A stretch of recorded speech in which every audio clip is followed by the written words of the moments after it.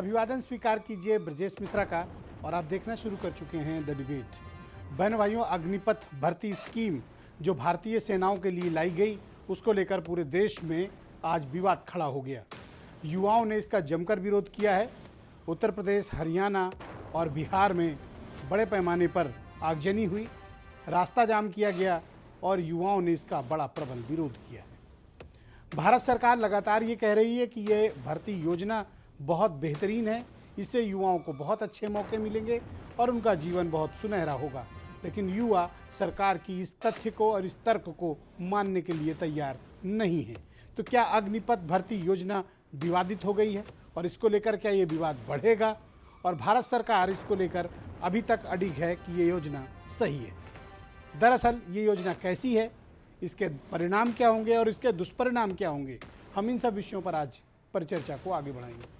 बहनों भाइयों, अभी कुछ दिन पहले घोषित हुई अग्निपथ भर्ती स्कीम जो भारतीय सेनाओं के लिए एकीकृत व्यवस्था भारत की सरकार ने लागू की है, जिसमें 4 साल की नौकरी का प्रावधान अग्निवीरों के लिए किया गया है। इसको लेकर पूरे देश भर में बड़े पैमाने पर उन राज्यों में विरोध हुआ जहां से अधिकतर मिलिट्री के रेगुलर रिक्रूट किए जाते हैं। उत्तर प्रदेश, बिहार, हरियाणा, अन्य राज्यों में भी हालात काफ़ी ख़राब हो रहे हैं, जहां युवा लगातार सड़क पर उतरकर विरोध कर रहे हैं, बवाल कर रहे हैं, हंगामा कर रहे हैं और प्रदर्शन कर रहे हैं। इसके पीछे के कारण क्या हैं, हमें इन कारणों को समझना होगा और युवाओं की इस चिंता को दूर करने की हमें आवश्यकता है। बिहार में बड़े पैमाने पर हिंसा हुई है, तमाम ट्रेनें निरस्त कर दी गई हैं, ट्रेनों में आगजनी हुई है, बवाल हुआ है, सड़क जाम किया गया है, छात्र हिंसा पर आमादा हैं और इस योजना का जमकर विरोध कर रहे हैं। ये तो आज दिन भर आपने न्यूज़ में देखा होगा जो अभी मैंने बताया। तो ये अग्निवीर भर्ती योजना को लेकर विवाद क्यों है, हमें इसके बारे में बात करनी चाहिए। जिस दिन ये योजना लॉन्च की गई थी, हम लोगों ने इस विषय पर बात की थी, लेकिन युवाओं का ऐसा रिएक्शन तब नहीं आया था जो आक्रामकता युवाओं ने आज दिखाई है। हरियाणा में तो गोली चलानी पड़ गई है, लेकिन किसी को चोट नहीं आई है या किसी को कोई हताहत नहीं हुआ है, स्थिति ठीक है। लेकिन युवाओं के इस बढ़ते आक्रोश को समझने की तत्काल आवश्यकता है कि वो सड़क पर क्यों आए हैं, कारण क्या है, और जो लंबे समय से सेना में भर्ती होने की तैयारी कर रहे थे, अचानक से उन सबके अरमान धरे के धरे रह गए, उनकी उम्मीदें टूट गईं, उनके सपने चकनाचूर हो गए। गांव देहात में सेना में भर्ती होना बहुत गौरवपूर्ण कार्य माना जाता है, बड़ा पुनीत कार्य माना जाता है, देशभक्ति की पराकाष्ठा होती है। मैं तो कई गांव ऐसे जानता हूं जहां गांव के गांव भर के युवा मिलिट्री में, जहां सेना में जाना बहुत सम्मान का सूचक और देश सेवा का प्रतीक माना जाता है। उन गांवों में मातम है, युवाओं में दुख है, क्योंकि वो मान रहे थे चलो अभी 4 साल भर्ती नहीं खुली है, आगे भर्ती खुलेगी, उन्हें मौका मिलेगा। लेकिन अब जब भर्ती खुली तो बिल्कुल डिफरेंट स्टाइल की भर्ती है और ये भर्ती युवाओं के एक बड़े हिस्से को मंजूर नहीं है। अब सरकार इसके फ़ायदे गिना रही है, फ़ायदे बता रही है। आज सरकार ने इसके फ़ायदे भी गिनाने की कोशिश की कि 4 साल के बाद अग्निवीर क्या करेंगे। सरकार ने इस पर बाकायदा एक परिपत्र भी जारी किया है, जिसे मैं अभी डिबेट में आगे आपको पढ़कर बताऊंगा। अभी 9 पॉइंट जारी किए हैं सरकार ने कि इसके फ़ायदे क्या हैं। तो इसका विरोध इतना प्रबल क्यों हो रहा है और समाधान क्या है? अगर युवाओं के मन में कोई शंका है तो भारत की सरकार को और मिलिट्री इस्टेब्लिशमेंट को, जो भी इस रिक्रूटमेंट प्रोसेस का हिस्सा है, या डिफेंस मिनिस्ट्री के सीनियर अधिकारियों को इस बारे में आकर छात्रों के मन में जो भी आशंका है उन्हें दूर करना चाहिए, उन्हें स्पष्ट करना चाहिए, उन्हें लिखित रूप से इस बारे में अवगत कराया जाना चाहिए। चीज़ों को यूं ही ठंडे बस्ते में छोड़ देना, आक्रोश पर चुप रहना और बढ़ रही हिंसा और बढ़ रही नाराज़गी को एड्रेस न करना, ये बाद में एक समस्या का प्रतीक बन सकता है। जैसे फार्मूलाज यानी कृषि कानून बने थे, कहीं ये उस दिशा में तो नहीं जा रहा है, क्योंकि भारत सरकार अब इसके फ़ायदे बता रही है और छात्र और युवा इस फ़ायदे को मानने के लिए बहनों भाइयों तैयार नहीं है। कुछ बयान सुने आप, फिर मैं इस पर चर्चा को आज आगे बढ़ाऊंगा। 4 सालों के लिए ही सेना की भर्ती में रखा जाएगा, उसके बाद वो फिर बेरोजगार हो जाएंगे। जो लोग हैं 16 साल से 17 साल से बचपन से आर्मी का ड्रीम देखते हैं, पूरी लाइफ हम आर्मी में देखेंगे जाएंगे, उन लोगों को ये सरकार का बहुत बड़ा धोखा है। विरोध में हम तोड़ के हम अग्निपथ नहीं लागू करेंगे, हमारी जो पुरानी सिस्टम था जो फौज का, उसे लागू करें। आगे तक प्रदर्शन जारी रहेगा। अभी यहाँ पे प्रदर्शन हो रहा है, आगे चल के हम जंतर मंतर पे आंदोलन करें, आगे चल के सुप्रीम कोर्ट जो बात माननी पड़ेगी वो सब सरकार को माननी पड़ेगी। 10-12 लाख रुपए मिलेगा 4 साल के बाद। 10-12 लाख रुपए आप भी जानते हो 10-12 लाख रुपए का आज तक अलीगढ़ में पिलोट लोगों को वो भी नहीं मिलेगा, और मकान बना लो 10-12 लाख रुपए में बन जाए मकान, तो मैं अपनी गर्दन काट दूँ। सब कर्ज में डूबे हैं कि सब किसान लड़के हैं, सब IAS PCS का बच्चा तो तैयारी करने आएगा नहीं फौज की, अगर किसान का बच्चा वो पैसा कहाँ से देगा? उसके माँ खुद मजदूरी कर रहे हैं, मजदूरी करके उसे पढ़ा रहे हैं, लिखा रहे हैं, तो उसके लिए डाइट कर रहे हैं, दे रहे हैं, लिखा भी, और एज ओवर होगी, अब क्या करेंगे?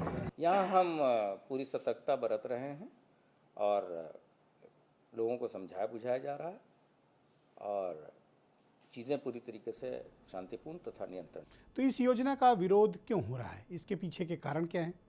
सरकार क्या युवाओं को ये समझाने में विफल रही है कि इस योजना से कोई लाभ है? क्योंकि महज 4 साल की नौकरी, उसमें भी 6 महीने ट्रेनिंग के और उसके बाद retirement, no rank no pension और कोई बेनिफिट भी नहीं। आपको उस रिटायरमेंट के बाद एक प्रमाण पत्र मिलेगा। छात्रों में इस बात को लेकर नाराजगी है कि इतने शॉर्ट टर्म के लिए कोई नौकरी क्यों करना चाहेगा, या फिर उनके आगे का कैरियर क्या होगा, उनकी पढ़ाई लिखाई का क्या होगा। तमाम प्रश्न उनके समक्ष विद्यमान हैं और सरकार इस उनके असमंजस को अभी तक दूर नहीं कर पाई है। मेरे साथ आज के कार्यक्रम में retired army general NB Singh साहब मौजूद हैं, कर्नल शिवदान सिंह जी मेरे साथ मौजूद हैं, अक्षय रावत सैनिक अभ्यर्थी हैं बुलंदशहर से। आज इनका वीडियो बहुत वायरल हुआ है, मैंने इनको विशेष तौर पर बुलाया हुआ है। कर्नल शरद शरण जी मेरे साथ मौजूद हैं और डॉक्टर उमाशंकर पांडे कांग्रेस से, और थोड़ी देर में हरीश श्रीवास्तव मेरे साथ जुड़ेंगे, भारतीय जनता पार्टी के प्रवक्ता हैं। NB सिंह साहब, बहुत शुक्रिया और बहुत दिनों के बाद आज आपसे परिचर्चा में मुलाकात हो रही है। उम्मीद है कि आप स्वस्थ हैं और बेहतर होंगे। धन्यवाद सर, थोड़ा सा अग्निपथ भर्ती स्कीम के बारे में अपने विचार प्रकट करें सर। Okay sir. जी सर। जी हाँ ब्रजेश जी, बहुत दिनों बाद मेरी आवाज़ आ रही है? आ रही है सर, आप बोलें, प्लीज गो अहेड सर। ठीक, बहुत दिनों बाद आपसे आज मौका मिला वार्तालाप करने का। कमी मेरी है। ये जो स्कीम है, सीधे उसी पर आते हैं। इसके ऊपर चर्चा मिनिस्ट्री ऑफ डिफेंस में और सेना के मुख्यालयों के बीच में कोई 1.5 साल से चल रही थी, और 2-3 महीने पहले से ही इसके उजागर होने की बात आ गई थी। लेकिन ये एक बैच जो परसों अनाउंस हुआ और फिर आज आगजनी शुरू हुई है, इसमें कुछ आपको देखने की ज़रूरत है। वो कहते हैं ना, read the writing on the wall. जी, तो राइटिंग ऑन द वॉल तो क्या है वो आप मुझसे ज़्यादा जानते हैं कि कुछ एक ऐसी मंशा बन गई है कुछ लोगों की कि कुछ भी हो, कोई भी बदलाव हो, कोई भी सुधार हो, उसका विरोध करना है। थोड़े में मैं एक लाइन में अगर आप मेरा विचार जानना चाहेंगे तो मैं ये कहूँगा कि ये बहुत ही सामयिक, दूरदर्शी और अंडरलाइन साहसिक कदम है। इसके ऊपर मैं विस्तार से आपको समझाना चाहूँगा। सबसे पहली मोटी बात, आप जानते हैं पहले भी मैं बहुत ज़्यादा बारीकियों में आपके चैनल पे चर्चा नहीं करता हूँ। सबसे मोटी बात, देश की सुरक्षा और अर्थव्यवस्था एक दूसरे के पूरक होते हैं, एक को दूसरे से अलग करके नहीं दे सकते हैं। एग्जाम्पल, अगर एक देश की अर्थव्यवस्था खराब है तो कितनी भी बड़ी उसकी सेना हो, वो 5 दिन की लड़ाई नहीं लड़ सकता है। पाकिस्तान की जो अभी स्थिति है, आर्थिक स्थिति, आर्मी उसकी वही है जो 71 में थी, लेकिन आज वो हमसे 5 दिन का मुकाबला नहीं कर सकते हैं। क्यों? अर्थव्यवस्था बिल्कुल डामाडोल है। चाइना उसके बरखिलाफ, उसकी अर्थव्यवस्था अच्छी है, आर्मी अच्छी है और बहुत अच्छी टक्कर दे सकता है। कहने का मतलब ये है कि हमें सेना की ज़रूरतें जो देश सुरक्षा के लिए हैं को अपनी आर्थिक विचार और पहलुओं से जोड़कर देखना होगा। इसमें थोड़ा सा आपको तथ्य बताना चाहूँगा। डिफेंस बजट आपको पता है करीब 5.25 लाख करोड़ का है। 5.25 लाख करोड़ में रेवेन्यू बजट जो हर साल खा पी कर ख़त्म हो जाता है वो करीब 2.5 लाख करोड़ है। मतलब आधा पैसा कोई इंफ्रास्ट्रक्चर या कोई नए हथियार, औजार या सामान के खरीदने में नहीं लगता है। ये सब सिर्फ सैलरी और पेंशन। और आपको बता दूं कि पेंशन बिल 1.19 मतलब 1,19,000 करोड़ का है। और ये आप जानते हैं कि हर साल 60,000 सैनिक पूर्व सैनिक बनते हैं, तो ये पेंशन बिल बढ़ता जाएगा। तो ये एक समस्या है, इसी को मैं कहता हूँ दूरदर्शी। किसी को सोचना पड़ेगा। आज भाजपा की सरकार है, उसने ये कदम उठाया, ये बहुत ही अनपॉपुलर कदम है मैं कहता हूँ। और आप जो देख रहे हैं, जो आगजनी चल रही है, आपने कहा कि लोगों के सपने टूट गए। सपने नहीं टूटने चाहिए, सपने नहीं टूटे हैं, उनको सही सूचना, आप ही ने कहा, बिल्कुल सही कहा कि सरकार उनको समझा नहीं पाई। सरकार की सबसे बड़ी कमजोरी ये है कि ये स्कीम को अनाउंस करने के पहले एक इसकी सारी बारीकियां जो इसके प्रत्याशी हैं उनको समझा नहीं पाई जी। नंबर 2, मैं पहले खामियां लेता हूं। नंबर 2, इस स्कीम से 2 महत्वपूर्ण लोगों पर असर पड़ रहा है, एक सेनाएं और दूसरा अग्निवीर। आप में हम में इसका असर नहीं हो रहा है, तो आपको दोनों के ऊपर विचार करना होगा। सेना के ऊपर क्या असर पड़ेगा वो मैं बाद में चर्चा करूंगा। अग्निवीर की पहले समस्याएं लेते हैं। अग्निवीर को सिर्फ दिखाई दे रहा है कि 4 साल की नौकरी, उसके बाद हमें छुट्टी, फिर हम कहाँ जाएंगे। आपको बता दूं कि आज ही मैं सेंट्रल कमांड के मुख्यालय में आर्मी कमांडर महोदय जो अपने दिमरी साहब हैं, उनकी ब्रीफिंग हम लोग सुन रहे थे और बहुत विस्तार से उन्होंने समझाया कि केंद्रीय सरकार और राज्यों के सरकारों में कई एक ने क्या फैसले लिए हैं कि अग्निवीर को रिटायरमेंट के बाद, डिस्चार्ज के बाद किस तरह से सेटल किया जाएगा। मैंने उनको भी यही कहा जो आपको माध्यम से अग्निवीरों को बताना चाहता हूं कि कमी ये है कि इस बात को फाइनलाइज नहीं किया गया है।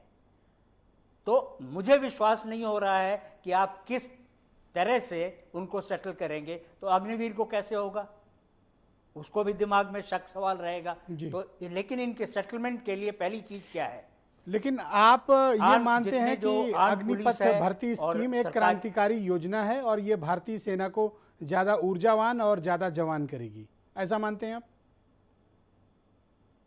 बिल्कुल सही। और ये देश की अर्थव्यवस्था पे भी, हमारी रक्षा व्यवस्था का बहुत ज़्यादा बोझ नहीं पड़ेगा, जो कि अभी बहुत ज़्यादा करीब 23% हम रेवेन्यू बजट खत्म कर देते हैं। Thank you sir. मैं डिबेट को आगे बढ़ाता हूं सर। मेरे साथ कांग्रेस के प्रवक्ता उमा शंकर पांडे, डॉक्टर उमा शंकर पांडे मेरे साथ मौजूद हैं। पांडे जी, बहुत शुक्रिया आपका। अग्निपथ भर्ती स्कीम को लेकर आज पूरे देश भर में उपद्रव हो रहा है, जिसमें बिहार, उत्तर प्रदेश और हरियाणा प्रमुख रूप से हैं। और सेना में अधिकांश भर्तियाँ इन्हीं राज्यों से होती हैं। अब पंजाब और राजस्थान वगैरह भी हैं, उत्तराखंड भी है। उत्तराखंड में भी आज कई जगह पर प्रदर्शन हुए। कांग्रेस का क्या दृष्टिकोण है अग्निपथ भर्ती स्कीम को लेकर? देखिए ब्रजेश जी, मैं निश्चित रूप से आपके प्रश्न का जवाब दूंगा। मैं शुरुआत करना चाहता हूं एनबी सिंह साहब की बात से। एनबी सिंह साहब की बात से मुझे ऐसे लगा कि जैसे वो कह रहे हैं कि देश की अर्थव्यवस्था सही स्थिति में नहीं है, इसलिए सेना को ये उपाय दिए जा रहे हैं। मैं इस बात से इत्तेफाक नहीं रखता हूं एनबी सिंह साहब, क्योंकि भाजपा तो कह रही है 5 ट्रिलियन इकोनॉमी हम पहुंच गए हैं, हम विश्व की दूसरी अर्थव्यवस्था पहुंच गए हैं, पूरे देश में भारत का डंका बज रहा है, और आप कह रहे हैं अर्थव्यवस्था खराब है। मैं समझता हूं या तो आप गलत बोल रहे हैं या तो सरकार गलत बोल रही है। दूसरी बात मैं शुरू करना चाहता हूं ब्रजेश जी, अग्निवीर पर। आपके सुनने में फर्क पड़ा। एनबी सिंह साहब प्लीज वेट। एनबी सिंह साहब, फर्स्ट मुझे राउंड में जैसा सब लोग लगा। अपनी दूसरी अपनी बात बात रख लें, सेकंड मैं राउंड में आता हम हूं। ये जो आपसी असमंजस है इसको दूर करेंगे। देखिए, पहले राउंड में अपनी अपनी बात रखें। देखिए ब्रजेश जी, ये सरकार युवा विरोधी है, सेना विरोधी है, देश विरोधी है, ये साबित हो गया है फिर एक बार। पहले डिसेबिलिटी पेंशन की बात इसी सरकार ने की थी, विकलांग सैनिकों के पेंशन पर राजनीति और षड्यंत्र करने का काम इसी सरकार ने किया था। 1 रैंक 1 पेंशन आज तक पूरा ना करने का काम इसी सरकार ने किया। एक पैरामिलिट्री के जवान ने दाल की बात क्या कर दी थी, उसको नौकरी से बर्खास्त कर दिया जाता है। ये इसी मोदी सरकार के 56 इंच की बात है जो मैं आपसे करना चाह रहा हूं। दूसरी बात मैं कहना चाह रहा हूं ब्रजेश जी, इस देश में इस समय भाजपा ने सेल, भेल, रेल, पोर्ट, एयरपोर्ट, LIC, तमाम सारे उपक्रम जो 70 साल में कांग्रेस पार्टी ने तैयार किए थे, सबको बेच दिया। नौकरी बची कहां है? अब सेना के साथ राजनीति, अब सेना के साथ षड्यंत्र। मुझे तो बड़ा आश्चर्य होता है कि एक पर तरफ एनबी सिंह साहब बता रहे थे ज्यादा जवान और ऊर्जावान बनेगी सेना। हाँ, एनसीसी हमने इसीलिए लाया था, ट्रेनिंग का जगह वो सेना नहीं है। ट्रेनिंग का जगह विद्यालयों में पढ़ते हुए छात्रों के अंदर अगर सेना की भावना जगानी है तो कांग्रेस पार्टी की सोच थी, एनसीसी की व्यवस्था है, सेना ट्रेनिंग का नहीं जज्बे का अग्निपथ जगह है। भर्ती स्कीम में आपको ऐतराज किस बिंदु पर है, आप ये स्पष्ट करो। देखिए ब्रजेश जी, 75% जो अग्निवीर बाहर निकलेंगे वो अग्नि बाण बनकर इस देश पर छा जाएंगे। आप कुंठा से ग्रस्त जब 75% लोगों को बाहर निकालेंगे, वो क्या करेंगे?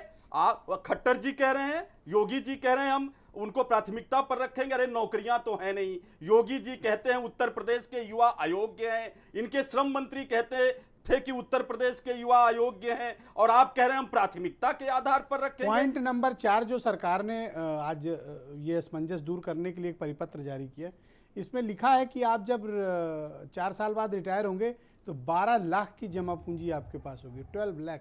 हाँ, और जीवन भर के लिए अग्निबाण बने टहलेंगे, कुंठा में रहेंगे, कोई नौकरी नहीं। 21 साल की उम्र में आएंगे, 4 साल नौकरी में रहेंगे, 25 साल की उम्र में सेना की भर्ती खत्म हो जाती है। 18 से 25 भर्ती थी, 17.5 आपने 6 महीने घटा दिए, 23 साल की जो उम्र में आएगा। लेकिन मैं एक बात ब्रजेश जी, बहुत महत्वपूर्ण बात उठाना चाह रहा हूं, एनबी सिंह साहब का भी तवज्जो मैं इस बात पर चाहूंगा। देखिए ब्रजेश जी, एक तरफ चाइना का थ्रेट है, पश्चिम में पाकिस्तान का थ्रेट है, श्रीलंका में इस समय आर्थिक अस्थिरता चल रही है। ऐसी स्थिति में सेना के साथ यह प्रयोग क्यों किया जा रहा है, जब सेना के मनोबल पर और सेना में षड्यंत्र शुरू होने का खेल का अंदेशा होता है? या तो मुझे एक शक होता है, मैं ब्रजेश जी लास्ट बात कह रहा हूं, मुझे शक होता है प्रधानमंत्री रहते हुए सबसे, एनबी सिंह साहब प्लीज ध्यान दीजिएगा, सबसे ज्यादा यात्राएं नरेंद्र मोदी जी ने किया। साबरमती के किनारे चीन के राष्ट्रपति का झूला भी हमने देखा। उसी चाइना का भारत, लास्ट बात, उसी चाइना का भारत के भूभाग पर हम सब ने कब्जा भी देखा और प्रधानमंत्री का डिनायल भी देखा। सीधे सीधे उन्होंने मना कर दिया कि कोई कब्जा नहीं है, कोई नहीं आया है। ऐसे दौर में सेना के साथ ये खिलवाड़, प्रधानमंत्री जी का चीन से मिलने वाले भाजपा का जो चंदा एक बार जांच कर ली जाए, मुझे तो बड़ा बहुत शुक्रिया आपका। मैं अक्षय रावत को आमंत्रित करता हूं, बुलंदशहर से मेरे साथ मौजूद हैं। आज इनका वीडियो बहुत वायरल है। अक्षय, बहुत शुक्रिया कार्यक्रम में जुड़ने के लिए। ये अग्निपथ भर्ती स्कीम से आप लोग नाराज क्यों हैं, आपको क्या प्रॉब्लम है, इसके कौन से ऐसे पॉइंट्स हैं जो आप लोगों को नहीं पसंद है और आप विरोध कर रहे हैं? जी सरकार, जी जय हिंद, भारत माता की जय। हमारा भारत सरकार से यही निवेदन है कि टीओडी जो भारत सरकार ने तीनों सेनाओं में लागू किया है, ये एक अन्यायपूर्ण प्रणाली इन्होंने हमारे ऊपर थोप दी है। हमने अपने आवेदन 5 साल से इतनी सारी हमने मेहनत की है, ये जाके हमने ये certificate NCC 1A B C सारे सर्टिफिकेट इकट्ठे किए। इन सर्टिफिकेटों का मैं चूरन बेच के खा लूं क्या? सरकार मुझे जवाब दे इस बात का। सरकार मुझे इस बात का जवाब दे। मेरे बाप ने टेम्पू चला करके मुझे इन मेडलों के लिए पैसा दिया है। मुझे मालूम है टीओडी, मैं कैसे टीओडी को स्वागत कर लूं, कैसे हाथ जोड़ के खड़ा हो जाऊं। उन पुराने आवेदनों को रद्द कर दिया सरकार ने। मेरे साथियों ने आज कल तक 62 साथियों ने फांसी लगा ली। ये जो आप मेडल लिए हुए, कैसे मेडल हैं ये 10 मीटर एयर पिस्टल गेम के मेडल हैं। मेरे बाप ने मेहनत करके खून पसीना कमा करके मुझे इस देश के लिए, सिर्फ इस देश को आगे बढ़ाने के लिए, इस देश के लिए लड़ने के लिए मेरे माँ बाप ने मेहनत की कमाई खिलाई मुझे। हराम की कमाई, हंगामा खड़ा करना मकसद नहीं है मेरा। मेरे पूर्वजों ने लड़ाई लड़ी है। 1965 का मेडल है ये, देखो इधर 1965 का मेडल है। मेरे पूर्वजों ने लड़ाई लड़ी है इस देश के लिए। सैदपुर बुलंदशहर, सैदपुर शहीदों की धरती, वहां उस माँ का लालू जहां मेरी माँ ने जन्म लिया, मुझे गर्व होता है उस गांव की माटी पर। परंतु धिक्कार है सेना, इस भारतीय सरकार के इस नियम पर। सीडीएस जनरल बिपिन रावत आज वो देश में नहीं है, परंतु मैं उनकी एक बात दोहराना चाहता हूं अपने माध्यम से। भारतीय सेना कोई नौकरी का जरिया नहीं है। सीडीएस जनरल बिपिन रावत ने बोला था, और आज अक्षय रावत ये बात बोल रहा है कि अब क्यों सेना नौकरी का जरिया बन गई है, 4 साल का क्यों मजदूरी बन गई। ये 4 साल की मजदूरी क्यों करा दी। किन बिंदुओं पर ऐतराज है आपको, इस फॉर्मेट के किन बिंदु पर ऐतराज है, आप बिंदुवार बताएं, इमोशनल ना हो, फैक्ट पे बात करें सर। बिंदु ये है टीओडी। जी सर, बिल्कुल सर। हमने अपनी भर्ती प्रक्रिया 2 साल पहले हमने फॉर्म भरा, तैयारी करी, एनसीसी पूरी प्रॉपर कर ली, हमें पूरी तैयारी थी, पूरी जी जान हमने मेहनत एक करी, पसीना बहाया। हमारे पुराने आवेदनों को रद्द कर दिया गया, हम कहां जाके मरे। मेरा कल का पूरा दिन ऐसा गया है कि मैं कल ही मर जाता, शायद मुझे उन कुर्बानियों ने जिंदा रखा। जी सर। आप इस भर्ती योजना को नकारते हैं, आप स्वीकार नहीं करते? मेरे इन साथियों की पूरी जी बिल्कुल, हम पूर्णतः बहिष्कार करते हैं इस टीओडी भर्ती का। पुरानी लिखित परीक्षाओं को, मेरे जो साथी हैं, पुरानी लिखित परीक्षाएं उनकी रद्द कर दी गई, ब्याज पे पैसा ले लेकर अपने माँ बाप से दूर रहे वो कोचिंग कर रहे हैं, उनकी ये पूरी लिस्ट है। 25 पर एक बात बताओ, सरकार ने आज 9 बिंदुओं का एक स्पष्टीकरण जारी किया और आप लोगों को इसके फायदे बताए कि अग्निपथ के फायदे क्या हैं, आपने पढ़े हैं वो फायदे? 12 लाख मिलेगा आपको। सर आप एक बात बताइए, जब मेरा आवेदन ही स्वीकार नहीं है, सर आप मुझे ये बात बताइए, मेरा आवेदन ही स्वीकार नहीं है, मैं उस अग्निपथ स्कीम में फॉर्म भर ही नहीं सकता, मेरी उम्र निकल गई है। मैं आपको फायदे गिनाऊं?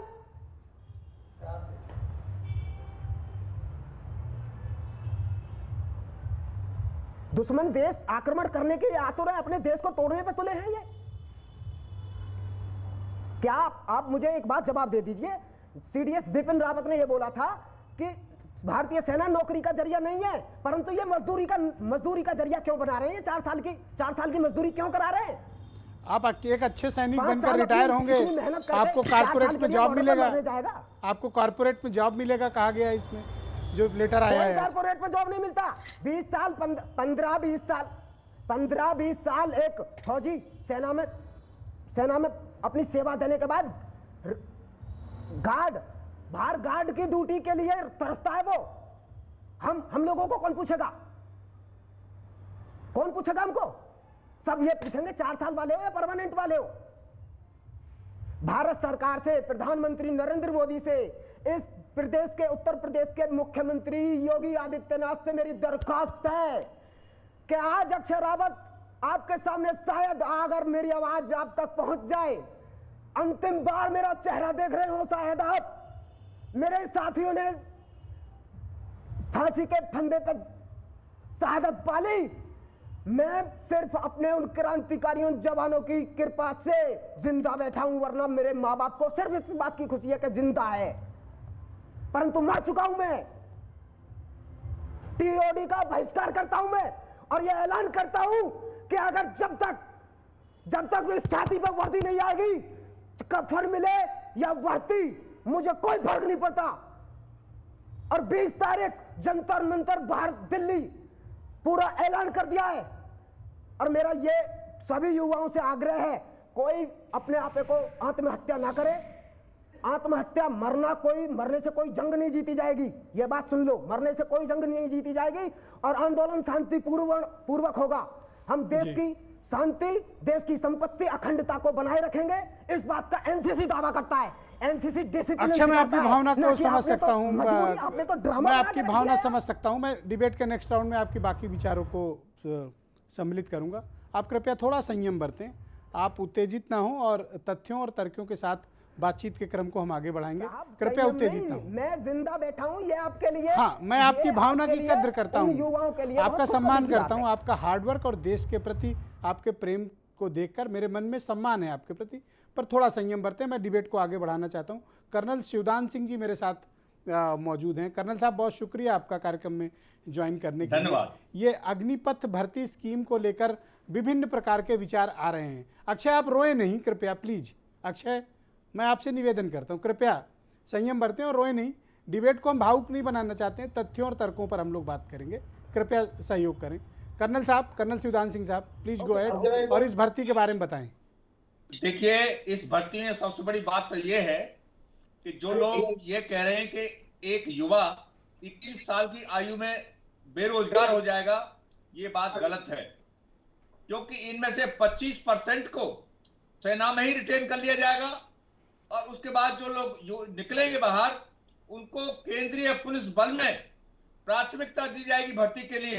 प्राथमिकता का मतलब क्या है? ये भी प्लीज डू नॉट इंटरप्ट। प्राथमिकता का मतलब बता दीजिए प्लीज डू नॉट इंटरप्ट। सबकी अपनी अपनी बारी में बोलिए। नहीं, लेकिन no please, I request you, no please, not allowed, please not allowed. Yes, colonel साहब बोलिए। ये है कि इनको यदि वो फिजिकली फिट है 21 साल की आयु में जब सेना से निकलते हैं। अच्छा, 17 साल की उम्र में ले लिया और पांडे 21 में जी, अनफिट आप हो गए। डिबेट मत खराब करो, मैंने आपको पूरा टाइम अरे दिया, प्लीज। आप कम से कुछ टॉलरेट करिए, सुनिए कुछ बात को। आप सही तो बोलिए सर। सब तरीके से सही कर्नल साहब आप बोलिए अपने तथ्य। उन्हें केंद्रीय रिजर्व पुलिस में लिया जाएगा। ये कहाँ लिखा है? इसके अलावा कहाँ लिखा है? नो प्लीज, आप अपनी बारी में बोलो। झूठ बोलना उनसे पूछिए, नोट कर लो ना, केंद्रीय बल ये में कोई लिया सड़क जाएगा। छाप डिबेट नहीं है पांडे जी, प्लीज। और गृह मंत्री साहब ने खुद अनाउंस किया है कि केंद्रीय पुलिस बल में इनको प्राथमिकता दी जाएगी।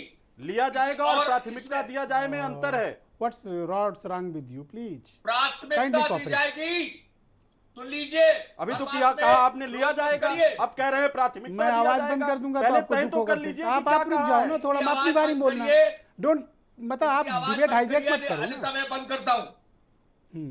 देखिए, ऐसा है, कुछ लोगों की इस देश में आदत बन गई है कि ये सरकार जो भी स्कीम लाती है उसका विरोध करना है। इससे इस वक्त विश्व के अंदर 15 देशों में अनिवार्य मिलिट्री सेवा है। उसमें क्या सर, इस होता है? योजना में क्या खासियत आप पाते हो? थोड़ा ये ब्रीफ करो, क्योंकि इस योजना अक्षय में जैसे ये अभ्यर्थी खासियत है। काफी दुखी और निराश हैं। देखिए, इस योजना में यह खासियत है कि नौजवानों को 21 साल की आयु में पहले तो 25% नौजवान को सेना में रिटेन किया जाएगा। सर वो हम सब जानते हैं, इसके फायदे क्या बताइए उसके अलावा जो निकलेंगे बाहर उनको केंद्रीय पुलिस बलों में। थैंक यू सर, बहुत शुक्रिया आपका, बहुत बहुत धन्यवाद सर, बहुत शुक्रिया। मैं कर्नल शरद शरण जी को आमंत्रित करता हूं कार्यक्रम में। हरीश श्रीवास्तव जी भी मुझे ज्वाइन कर चुके हैं, भारतीय जनता पार्टी के प्रवक्ता हैं। कर्नल साहब बहुत शुक्रिया, शरद जी आपका कार्यक्रम में शामिल बहुत धन्यवाद कि इस मुद्दे पर मुझे आज बोलने मैं का आपके मौका विचार दिया है। जानना चाहता हूं जी।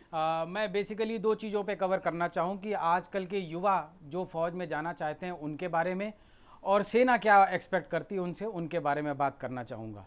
सबसे पहले तो मैं अपने आप को अक्षय रावत जी के जो युवा साथी हैं हमारे, उनकी भावनाओं से अपने आप को जोड़ना चाहूँगा, और इस भावनाओं को जोड़ते हुए ये कहना चाहूँगा कि सेना रोजगार और नौकरी बिल्कुल ही नहीं है।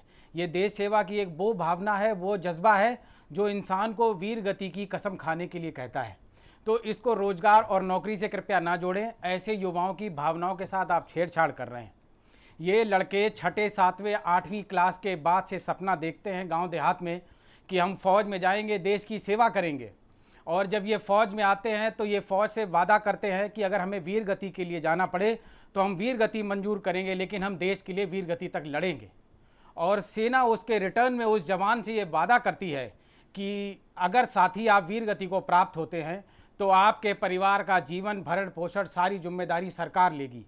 तो सेना की नौकरी बेसिकली सेना और सैनिक के बीच का एक वादा है, बहुत सुंदर जीवन बात पर्यंत का। बहुत इसको सुंदर रोजगार से कृपया ना जोड़ें। बहुत सुंदर डिफाइन किया आपने। दूसरी बात मैं ये कहना चाहूँगा, जब सरकार जानती है कि पिछले 3 साल से लड़के निरंतर भर्ती के लिए प्रयास कर रहे हैं, तैयारियां कर रहे हैं, कोरोना या अन्य कारणों की वजह से भर्तियां नहीं हो पाईं, और चुनाव में लगातार ये वादा किया गया था कि हम जल्दी ही भर्ती को शुरू करेंगे, उस समय किसी ने अग्निपथ अग्निपथ अग्निपथ ऐसा कुछ बोला नहीं था।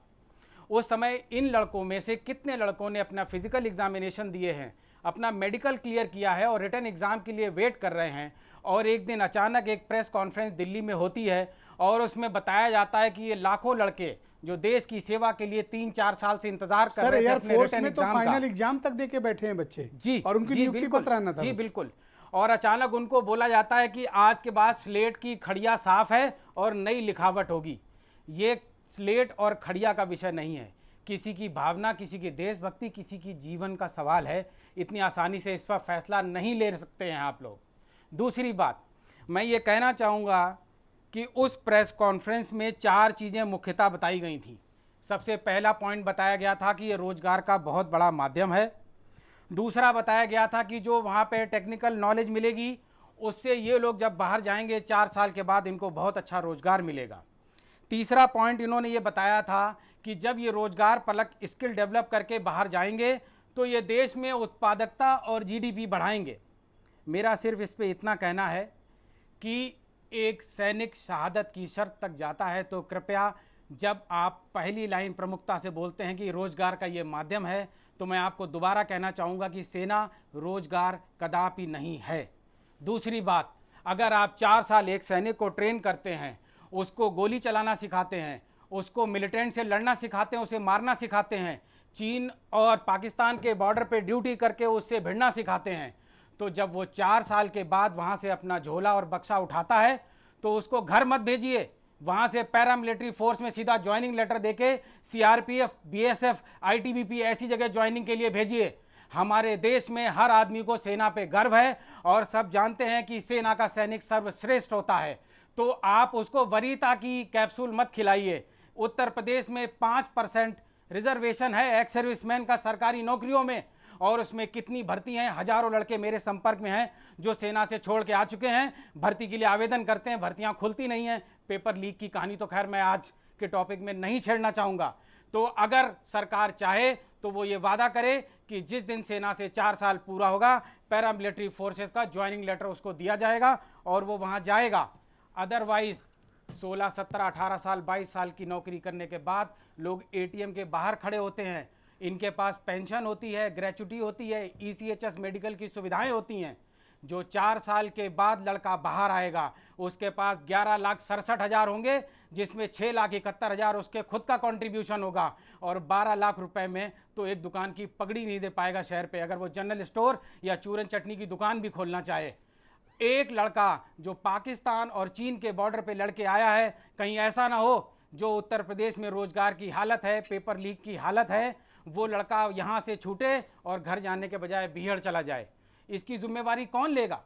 लाखों लड़के इस तरीके से सड़क पे देश के अत्याधुनिक हथियारों को चलाने में दक्ष लड़के अगर आप सड़क पे छोड़ देंगे तो मुझे लगता है न्याय व्यवस्था और कानून बहुत ही बुरे खतरे में आ जाएगी। इससे बचना चाहिए और इस योजना को ईश्वर के लिए जनमानस जो देश सेवा के लिए वीर गति के लिए तैयार है उसको मौका दीजिए और इस सिस्टम को वापस वहीं ले जाइए जहां एक सैनिक देश से वादा करता है और देश सैनिक से वादा करता है। ये योजना रद्द की जाए, आपकी मांग है? जी बिल्कुल। ऑलराइट, बहुत शुक्रिया आपका। हरीश श्रीवास्तव भारतीय जनता पार्टी के प्रवक्ता हैं। हरीश जी, बहुत स्वागत आपका। काफ़ी दिनों के बाद हरीश जी आज टीवी पर दिखे हैं। हरीश जी, अग्निपथ भर्ती योजना को लेकर काफ़ी विवाद है और आज तो बिहार, उत्तर प्रदेश, हरियाणा और कई राज्यों में बड़ी हिंसा हुई और इसका बड़ा मुखर विरोध हो रहा है। क्या भारतीय जनता पार्टी की केंद्र सरकार इसको वापस रीथिंक करने के मूड में है? देखिए, मैं ये नेतृत्व की बात है, निश्चित रूप से एक संवेदनशील सरकार है, जो युवाओं का कंसर्न है, निश्चित रूप से उस पर विचार करेंगे। और जिन युवा साथियों ने परीक्षाएं दी हैं, चाहे वो एयरफोर्स की हो या मिलिट्री सर्विसेज की हो, उनके जो कंसर्न है उन पे भी निश्चित रूप से विचार होगा ही। और जो सरकार की मंशा है वो बहुत ही पवित्र मंशा है कि एक डिसिप्लिन, स्किल्ड और आप 21 साल में एक डिग्री भी सरकार उनको दे रही है। एक मिनिमम वो 11 लाख की दे रही है, लेकिन 12 लाख दे रही है, उनको एक अमाउंट भी दे रही है। और वो आज प्राइवेट सेक्टर हो, पब्लिक सेक्टर हो, एमएनसी जो स्टेट गवर्नमेंट हो, सबको एक डिसिप्लिन्ड और आत्मविश्वास से भरे लोग चाहिए। पर युवा आपकी बात मान नहीं रहे हैं ना। वो तो देखिए आज वायलेंस भी हुआ, कई जगहों पर प्रदर्शन चल रहे हैं। नहीं, वो ठीक है। या तो मुझे लगता है कि कहीं न कहीं इन बातों को पूरी तरह से वो समझ नहीं पाए और भावनात्मक होकर के इस तरह से सर ये भी तो हो सकता है कि आप उन्हें समझा ना पाए हो। जैसे कृषि वाला कानून आप नहीं समझा पाए थे? ये भी संभव है कि कहीं न कहीं कोई कम्युनिकेशन गैप रह गया, लेकिन सरकार की मंशा ये है कि देश के युवा जो इस देश के भविष्य हैं वो और महनीय और डिसिप्लिन्ड और प्रभावी नेतृत्व देश को दे सकें अपने अपने क्षेत्रों में। जी, ये सरकार की मंशा है और मुझे लगता है कि एक बेहतर भविष्य के लिए, युवाओं के लिए एक बेहतर भविष्य देने की मंशा से ये योजना बहुत शुक्रिया आपका हरीश जी। मैं कार्यक्रम को आगे बढ़ाता हूं। बहनों भाइयों, आज हमने कू ऐप पर एक प्रश्न पूछा है। प्रश्न ये कि सेना में भर्ती के नए नियमों का विरोध होने लगा है, क्या सरकार भर्ती नियमों में कोई बदलाव करेगी? ये कू ऐप पर हमने एक प्रश्न पूछा है आज की परिचर्चा को लेकर। तो राजेश यादव लिखते हैं कि अगर विरोध प्रदर्शन तेज हुआ तो सरकार अग्निपथ योजना को वापस भी ले सकती है, क्योंकि 2024 का चुनाव भी नज़दीक आ रहा है। ये राजेश यादव ने कू ऐप पर अपनी बात लिखी है कि अगर विरोध प्रदर्शन तेज हुआ तो सरकार अग्निपथ योजना को वापस ले सकती है अगर विरोध हुआ ज़्यादा। तो ऋषिकेश लिखते हैं कि कुछ अभ्यर्थी कई सालों से तैयारी कर रहे हैं और 17.5 साल की उम्र सीमा से वो भर्ती नहीं हो पाएंगे, इसीलिए आयु सीमा बढ़ाई जानी चाहिए। ऐसा हमारे सोशल मीडिया पर इस तरह के कमेंट्स हमें लगातार प्राप्त हो रहे हैं। Retired army general NB Singh साहब मौजूद हैं मेरे साथ। डिबेट का प्रारंभ मैंने उन्हीं से किया था। एनबी सिंह साहब, आपका क्या मत है और क्या दृष्टिकोण है? डिबेट में कई अक्षय रावत की बात विशेष तौर पर मैंने सुनी, काफ़ी भावुक और चिंतित थे वो। आप उनकी चिंताओं का समाधान किस तरह से करेंगे? ब्रजेश जी, जो चर्चा मैंने सुनी, पहले 2 निवेदन करूंगा। इसको राजनीतिक चर्चा ना बनाएं। कांग्रेस प्रवक्ता जो बैठे हैं, मैं जानता हूं मेरी बात उन तक नहीं पहुंचेगी, लेकिन फिर भी निवेदन करता हूं कि ये एक बहुत ही महत्वपूर्ण राष्ट्रीय सुरक्षा और जवानों और हमारे जवान जो यूथ है उनके भविष्य का से संबंधित मामला है। तो इसको सिर्फ सामयिक पहलू में जोड़कर देखें। दूसरी बात, किसी के स्टेटमेंट को तोड़ कर ना लाएं। मैंने जब कहा कि रक्षा, देश की सुरक्षा और अर्थव्यवस्था एक दूसरे के पूरक हैं, आपने कह दिया कि एनबी सिंह साहब ने कहा कि देश की अर्थव्यवस्था खराब है। इतना झूठ प्रपंच ऐसे राष्ट्रीय चैनल पे बैठकर मत कीजिए। ये आपकी छवि। सर, मेरा रिक्वेस्ट है आप अक्षय रावत को एड्रेस करें सर, क्योंकि उनकी चिंता मुझे ज्यादा बड़ी दिख रही सर। नहीं, इनको जवाब देना जरूरी था। सर, झूठ क्यों बोल रहे हैं? अर्थव्यवस्था से क्यों जोड़ रहे थे, मुझे बता दीजिए प्लीज। पांडे जी रुक जाओ। आप अर्थव्यवस्था से जोड़कर शुरुआत क्यों किए, मुझे बता दीजिए। क्या मतलब था आपका, बताइए आप। इसलिए किया कि ये जो बदलाव किया जा रहा है इसके आर्थिक बोझ हटाने के लिए ना, आर्थिक बोझ हटाने के लिए ही तो आप बात कर रहे थे। हमारी एक मिनट समझ लीजिए, थोड़ा विदेश की जो और बड़ी बड़ी सेनाएं हैं उनके बजट को भी पढ़ लीजिए। ये बजट पढ़ूं कि चीन घुस के बैठा है वो देखो। एक सेकंड रुक जाएं आप लोग, या एक सेकंड रुक जाएं। थ्रेट देता है बीरेन जी को लाया जाए स्क्रीन पे। उसी के बीच सेना एक सेकंड रुक जाएं आप लोग। आप दोनों लोग कृपया रुक जाएं, कृपया रुक जाएं, कृपया सहयोग करें। सर, एनबी सिंह साहब एक सेकंड रुकिएगा सर, एक सेकंड भाई। पांडे जी, अरे रुको कोई आया है, रुको भाई, रुको पांडे जी। ऐसा क्या, क्यों इतना नाराज हो रहे हो? आराम से बात करेंगे, खूब समय है। एनबी सिंह साहब प्लीज वेट। बीरेन जी जहां पर मौजूद हैं, मौसम थोड़ा खराब हो रहा है, मैं चाहता हूं बीरेन जी की बात आ जाए, फिर मैं एनबी सिंह साहब के पास लौटता हूं। बीरेन जी, इस अग्निपथ भर्ती योजना को लेकर इतना विरोध क्यों हो रहा है? बीरेन जी go ahead. Okay Pandey ji, तसल्ली। रोजगार हमारे देश की एक बहुत बड़ी चुनौती और समस्या है। हर घर में आप देखेंगे कि बच्चे बेरोजगार बैठे हैं। माँ बाप दिन रात इस चिंता में रहते हैं कि बच्चों की अगर नौकरी लग जाती तो इनका भविष्य अच्छा हो जाता और हम भी सुकून से रहते घर पर। हमारे देश में सेना भर्ती, पुलिस भर्ती ये एक बहुत बड़ा माध्यम है बेरोजगारों को, युवाओं को रिक्रूट करने का। अग्निवीर के बाद जो ये बवाल मचा है, अगर हम थोड़ी सी नज़र इस पर डालें कि हमारे यहाँ भीड़ बहुत लंबी है।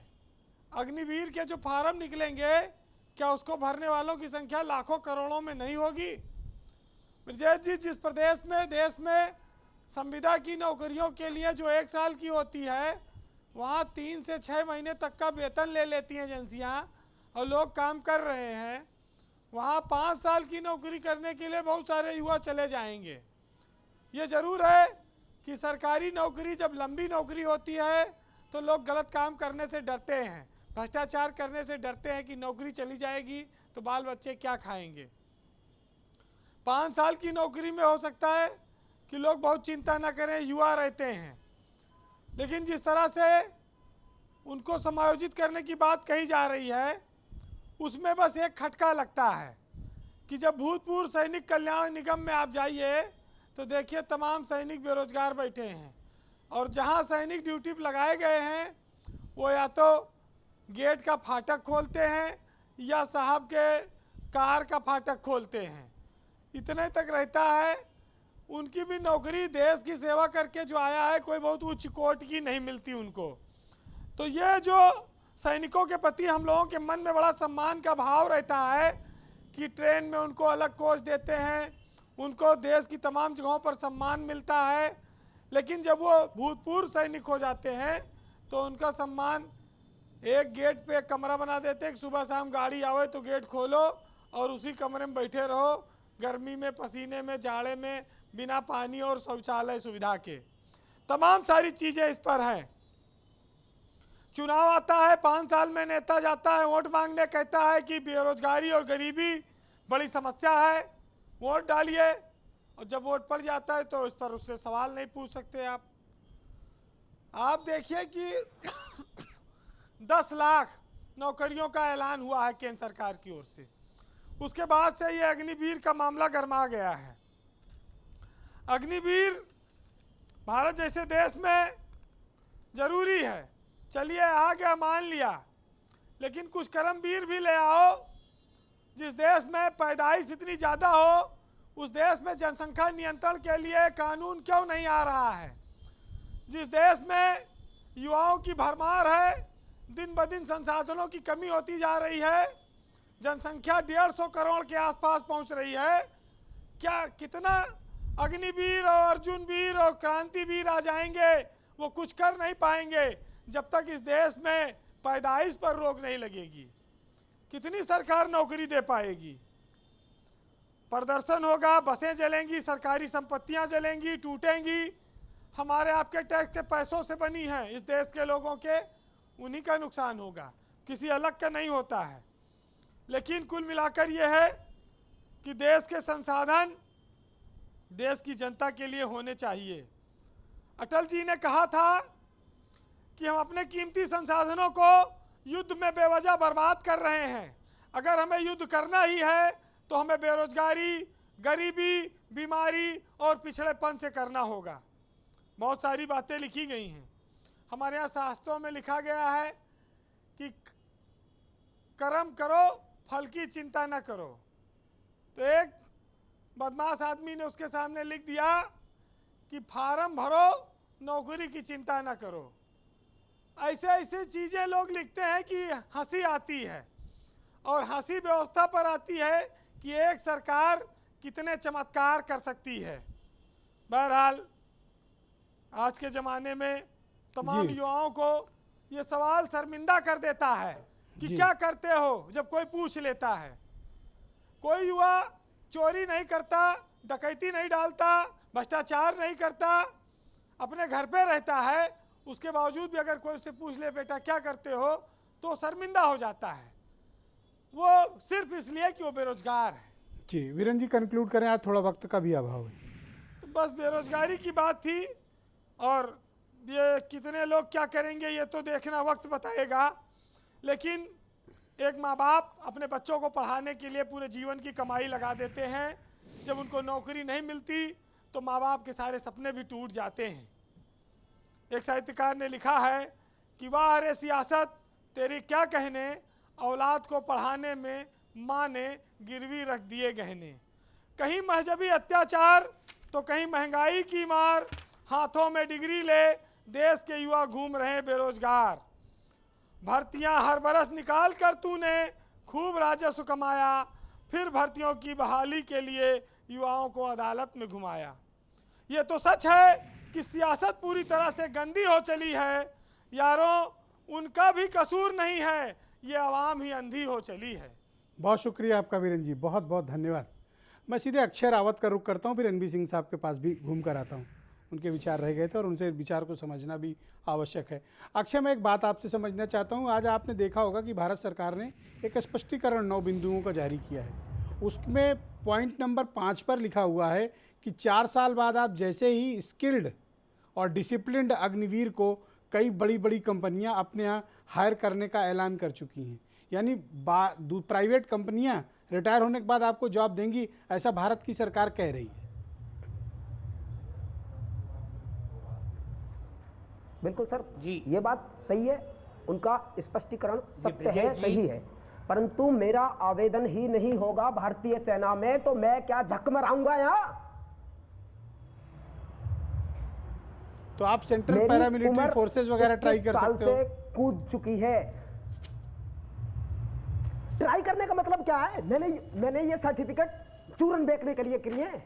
मैंने जो ग्राउंड में मेहनत की है, पसीना बहाया है, किस लिए? अगर मैं पढ़ना चाहता 6 साल से इन डिग्रियों, इन सर्टिफिकेटों की जगह मैं पढ़ता।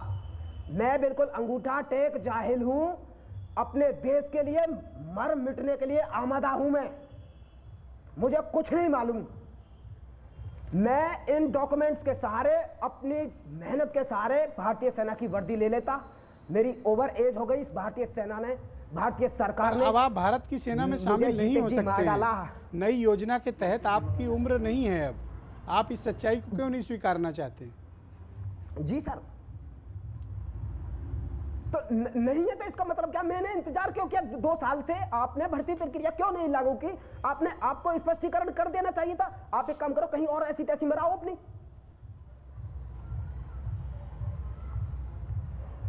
What next? अब क्या करना है? 2 साल से सरकार चुप क्यों लगाए बैठी है? अब क्या इरादा है आप मैं लोगों का? भारत सरकार के प्रधानमंत्री नरेंद्र मोदी से ये आह्वान करना चाहता हूं। क्या इरादा है? ये टीओडी वापस होना चाहिए। भारत सरकार पुराने आवेदनों की प्रक्रिया को बहाल करे, पुराने आवेदन प्रक्रिया नहीं करेगी तो करे, और जो पुराने लिखित परीक्षा नहीं करेगी तो इतिहास लिख दिया जाएगा। मर चुका हूं मैं। Cool down. महाआंदोलन होगा इस सदी का। ये सरकार कूल डाउन। ये सरकार इस देश को बद से बदतर बना देगी। शत्रु देश तैयार है हम पर आक्रमण करने के लिए। उधर अमेरिका के अभी एक रक्षा,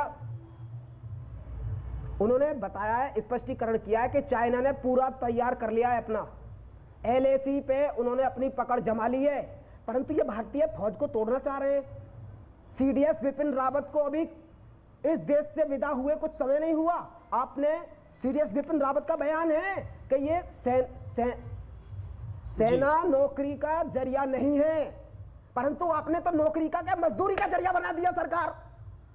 नरेगा CDS बिपिन रावत की शहादत को भूल गए आप। ये TOD ला करके मान लिया, देखो मान लिया TOD सही है, फलाना है, जो भी है, पर मेरा तो प्रक्रिया, आवेदन प्रक्रिया ही नहीं होगा। मैं क्या करूं? हाँ, 1 सेकंड रुकना आप। उन बच्चों का क्या होगा जो इंतजार कर रहे थे एयरफोर्स के। कर्नल शरद कुछ कहना चाहते हैं, उनका पक्ष ले लेते हैं। 1 सेकंड आप। अक्षय प्लीज, मेरी बात पूरी हो जाने दीजिए प्लीज। ओके कंप्लीट करें, बोलें आप। बोलिए। एयरफोर्स वाले जो मेरे दोस्त हैं, आपने बोला पढ़ाई करो। मेरे साथ के दोस्तों ने पढ़ाई की है, एयरफोर्स के एग्जाम को निकाला है, मेडिकल क्लियर किया है, आखिरी जो बिल्कुल लास्ट मेरिट का इंतजार कर रहे हैं वो। आप उनके लिए भी ऐसे ही बोलोगे? और कहीं ऐसी तैसी मराओ जाके, और कहीं जाके आवेदन प्रक्रिया करो। किसी ने बोला है कि उठो जागो और लक्ष्य प्राप्ति तक रुको मत। एक लक्ष्य होता है जीवन में, क्या हर एक नाव पर तैरना सीख लो?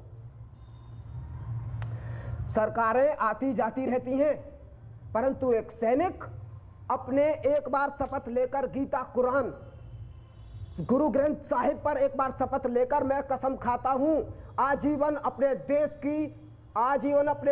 की रक्षा करूंगा और मैं मर मिट थैंक यू जाऊंगा, सेना मुझे कहीं भी थैंक यू। भेजे। प्लीज वेट सरकार नए पन्ने पे- Colonel Sharad please go ahead. सरकार नए पन्ने पे अपनी thank you. Please wait sir. Akshay yes Colonel Sharad. Vijesh ji, मेरे मन में ये सवाल बार बार आ रहा है कि आखिर जो युवा 3 साल से भर्ती में नहीं जा पाए हैं और ओवर एज हो रहे हैं, तो जब ये स्कीम घोषित की गई तो इनके लिए कुछ कंसेशन घोषित करना चाहिए था। ये लड़के 6-6, 7-7 साल से तैयारी कर रहे हैं। मुझे लगता है कि सरकार को इतना अभिमान नहीं होना चाहिए, इसमें अभी भी तब्दीली कर सकते हैं। सिर्फ इन लड़कों को शामिल करने के लिए जो ओवर एज हो रहे हैं उनको रिलैक्सेशन दे जाना चाहिए। दूसरी बात, मैं मेन उस पर आना चाहूँगा, ये लगातार हम अभी भी फाइनेंस की चारों तरफ ही उलझे हुए हैं। कभी बजट की बात कर रहे हैं, कभी खर्चे की बात कर रहे हैं। आप लोगों ने नोटिस किया होगा जो परसों प्रेस कॉन्फ्रेंस हुई है उसमें जो पत्रकार महोदय ने सबसे आखिरी में सवाल किया था, माननीय रक्षा मंत्री जी ने कहा था कि इस सवाल का जवाब मैं खुद देना चाहूँगा। और उन्होंने कहा था कि सेना के लिए जहाँ तक पैसे की बात है, पैसे की ना कोई कमी है, ना ये सरकार कभी कोई कमी होने देगी, और अगर कोई कमी होगी भी तो हम पूरी करेंगे। सेना के कंसर्न में बजट का कोई भी मसला है ही नहीं। अब मेरा यहाँ पे एक बहुत ही क्लिष्ट और टेक्निकल सवाल है, थोड़ा जल्दी, बस मैं 1 मिनट लूँगा। अगर कोई भी केंद्रीय कर्मचारी 5 साल की नौकरी पूरी करता है तो उसको ग्रेच्युटी लागू है। अगर एक अग्निवीर 5 साल नौकरी करेगा तो उसको ग्रेच्युटी मिलेगा। पूर्व सैनिक का पद वो आजीवन अपने साथ रख सकता है। ECHS और CSD फैसिलिटीज़ यूज़ कर सकता है। और वो जो राज्यों में अभी 5 से लेकर के 10% तक की आरक्षण की व्यवस्था एक सर्विसमैन है, उस व्यवस्था में जाकर के नौकरी भी ले सकता है। हालांकि उसकी हालत बहुत ख़राब है, वो उन कोटा को यूज़ नहीं किया जा रहा है। तो जो 5 साल से 4 साल भर्ती को करने की कोशिश की गई है, जो ग्रेच्युटी का और एक्स सर्विसमैन का एक गर्व के साथ आजीवन सिपाही कहने का एक हक जो लड़के का छीना गया है, तो हम इसको भर्ती प्रथा से जोड़ेंगे या हम नरेगा से जोड़ेंगे? मुझे लगता है कि हम बॉन्डेड स्टाइपेंड पे 4 साल के लिए लेबर लेके आ रहे हैं, हम उनको भर्ती नहीं कर रहे हैं। बहुत शुक्रिया आपका। मैं आपका 30 सेकंड और जी लूंगा। Please sir conclude. रक्षा मंत्री जी ने ये बोला था कि हम इसको कोई और नाम न दें, इसको अग्निपथ और अग्निवीर बोलें। मैं उससे कम से कम इस बात पे सरकार से पूर्णतः सहमत हूं। एक जवान, एक यूनिट और उसके अंदर जो काम कराने वाले अफसर हैं, नाम, नमक और निशान। जी, नाम, नमक और निशान के लिए अग्निवीरों के साथ जो काम होगा वो स्वाभाविक है, उस इंडिविजुअल के लिए भी, पलटन के लिए भी और अफसर के लिए अग्निपथ है। दूसरी बात, जो अग्निवीर 4 साल के लिए लड़का सेना में जाने के बजाय अब वो पैरामिलिट्री फोर्सेज में, पुलिस में और बाकी फोर्सेज में जाएगा, और जो बचा खुचा लड़का होगा वो भारतीय सेना को मिलेगा। आप गर्व से कहिएगा कि देश का नौजवान 1 नंबर के लड़के सेना में आ रहे हैं। लास्ट पॉइंट, आज की तारीख में इंडियन मिलिट्री एकेडमी में ऑफिसर्स के 50%, OTA में 35% और NDA में रिड्यूस्ड स्टेट में ऑफिसर्स का रिक्रूटमेंट हो रहा है। इस अगर योजना को आप लाएंगे तो जो जवान आपको सेना में मिल रहे हैं, ये जवान भी फिर आपको सेना की भर्ती के लिए नहीं मिलेंगे। लास्ट, 1 रैंक 1 पेंशन से जनरल VK सिंह ने रेवाड़ी में रैली शुरू की थी और नो पेंशन नो रैंक पे लाके भाजपा ने आज हमको यहाँ छोड़ दिया है। ओके, NB सिंह साहब, सर आपके पास 30 सेकंड है। सर आज डिबेट पे थोड़ा वक्त का अभाव है, मैं चाहता हूं कि आप मुद्दों को क्लैरिटी दें। सर NB सिंह साहब। आपसे एक विनम्र निवेदन है कि झूठ का जवाब मैं नहीं दे सकता हूँ। कोई कहे कि नो रैंक नो पेंशन पर लाकर छोड़ दिया, तो हमारे एक सहयोगी कर्नल साहब कह रहे हैं, तो इनसे मैं कहूँगा मैं 30,000 की पेंशन से आज 90,000 की पेंशन पे हूँ। अग्निवीर को पेंशन लागू नहीं है, अग्निवीर को रैंक लागू नहीं है, अग्निवीर को रैंक लागू नहीं है, अग्निवीर को पेंशन लागू नहीं है, अग्निवीर को कोई अलाउंस लागू नहीं है। एक मिनट बात सुनिए, मैं इनकी बात का जवाब दे रहा हूं कि यहाँ अगर झूठे स्टेटमेंट देकर उनके ऊपर आपको चर्चा करनी है, भावनात्मक विचार, sir, this is not right, this is not right, you are outrightly blaming, that is not correct. You must, you please put up your point, but please do not question, and I would request with a very humble note, please don't question somebody and call him a liar. That's not right, sir, that's not right. बड़ी rally हुई with all humility, sir, this is not right. मैं वहां था, आप कहते हैं उस समय हमारी पेंशन थी 30,000। सर छोड़िए ना पेंशन को, ये अग्निपथ पे बात कर लेते हैं। आप कहते हैं पेंशन में किसी और दिन बात कर, सर अग्निपथ पर। आप नहीं तो आपने